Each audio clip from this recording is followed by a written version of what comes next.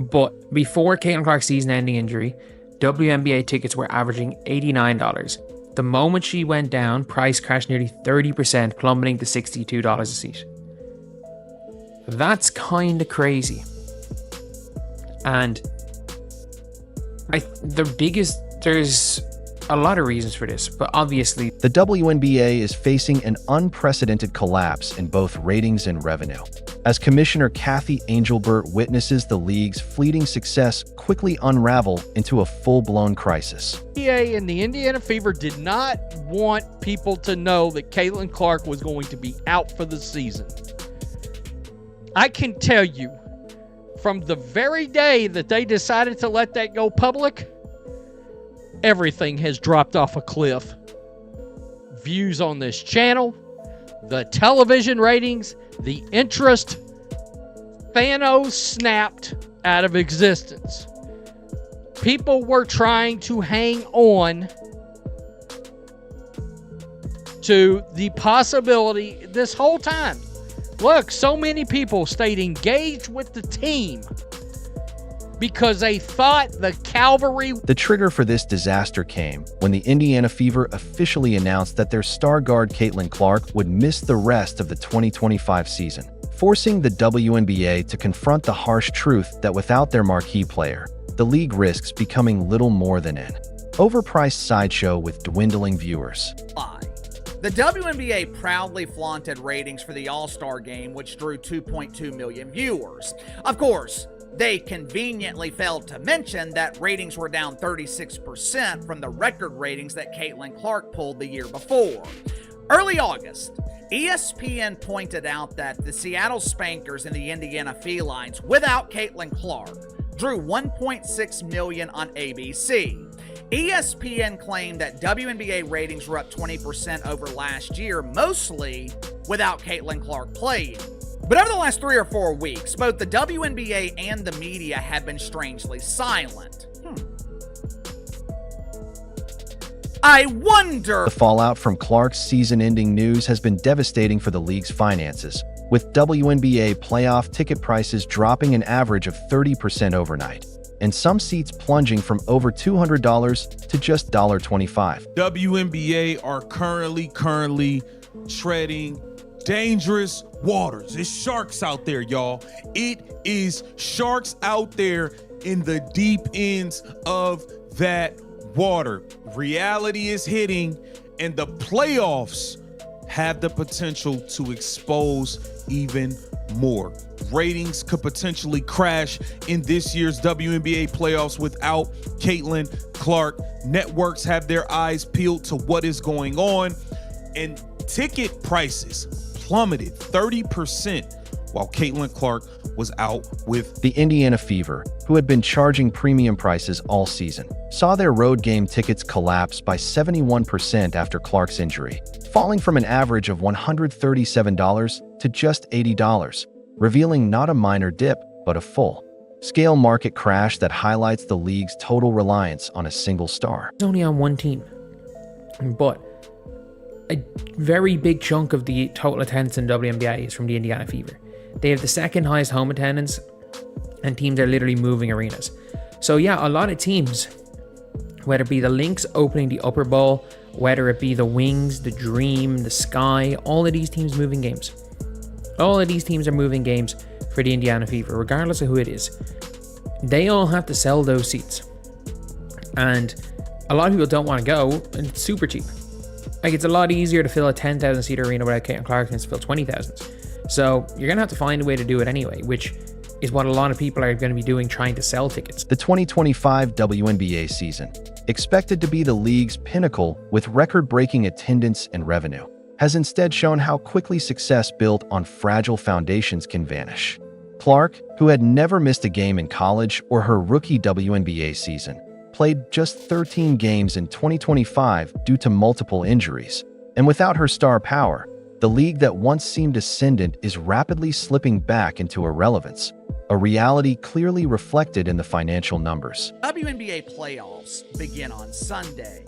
Have you noticed that no one is talking about it? This time last year, the WNBA was dominating talk shows on ESPN and FS1. Content creators on YouTube were flooding the platform with WNBA videos. This year, it's complete silence. Obviously, ratings for the playoffs are going to be a flaming ass fire, but if I'm the WNBA, I am concerned. If you're enjoying this, please subscribe.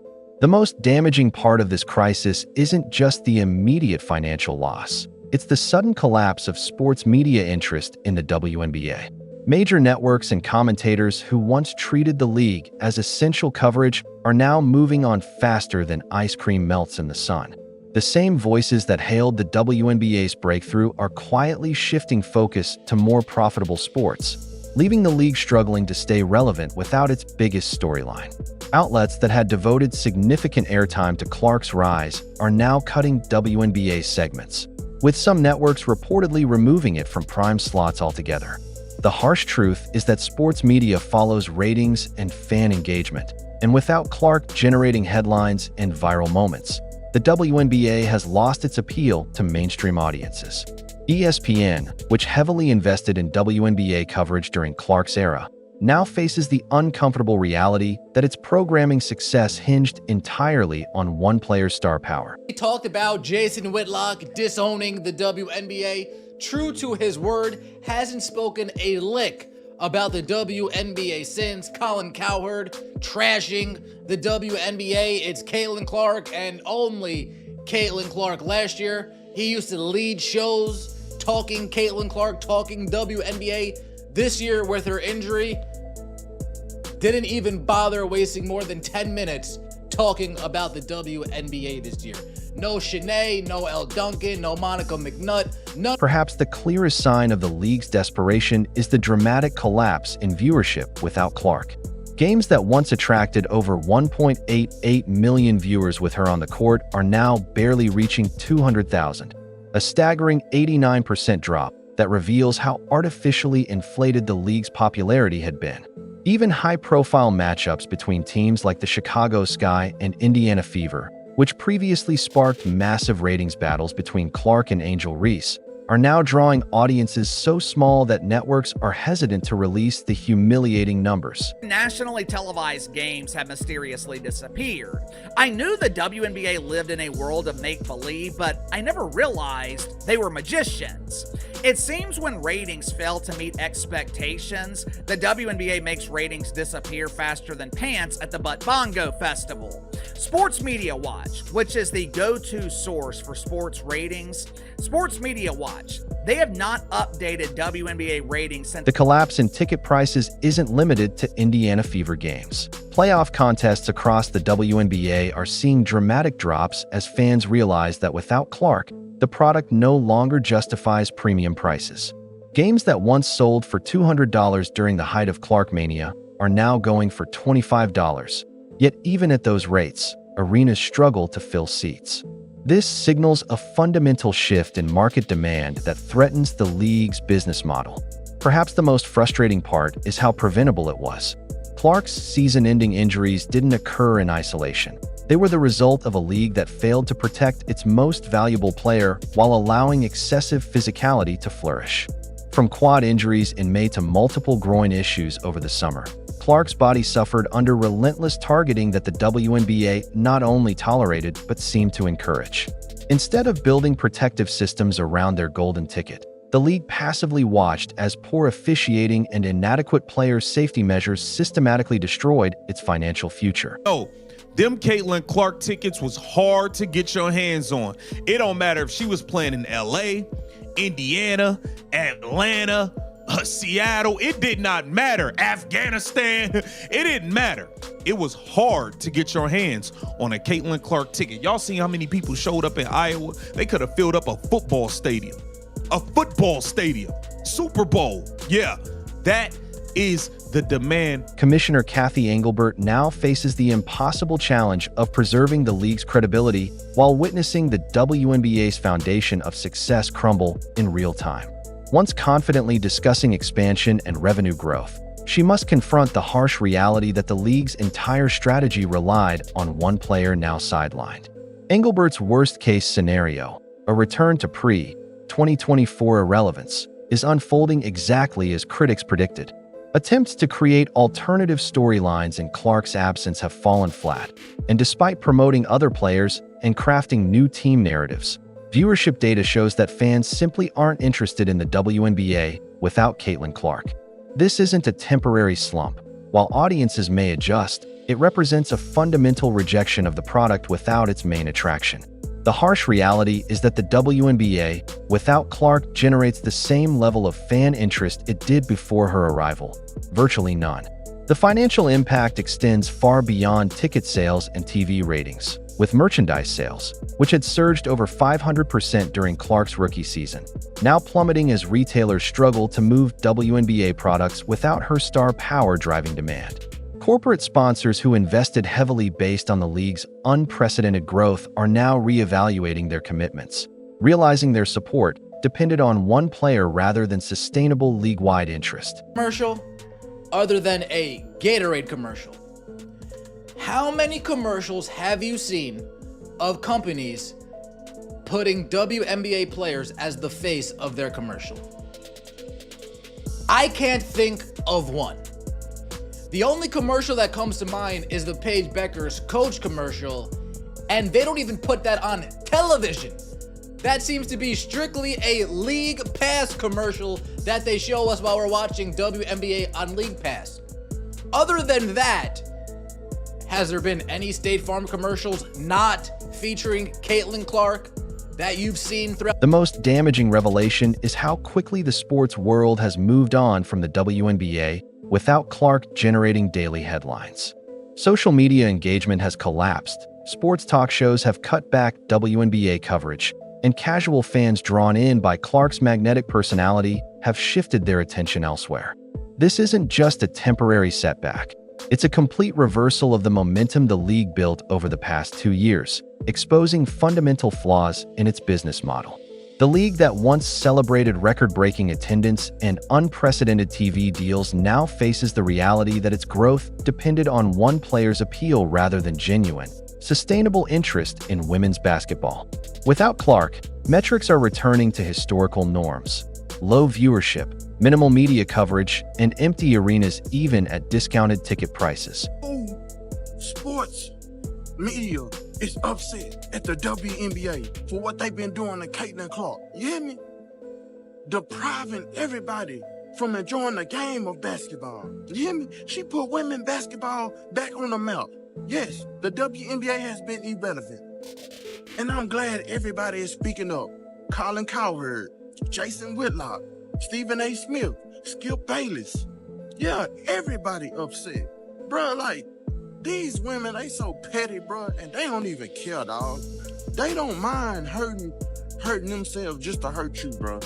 That's crazy. The playoff implications may be the most devastating part of this crisis, as the WNBA's premier showcase enters its most crucial stretch without its biggest draw. Television executives who had relied on Clark-driven ratings now face games struggling to reach even 500,000 viewers, creating a ripple effect where lower viewership reduces advertising revenue and threatens the league's ability to sustain the salary structures and operational expenses that players have been demanding. The most striking aspect of this catastrophe is how it confirms every criticism skeptics raised about the WNBA's supposed breakthrough. Those who argued that the league's growth relied on one player's star power rather than genuine, sustained interest have been proven right. The market has spoken with brutal clarity.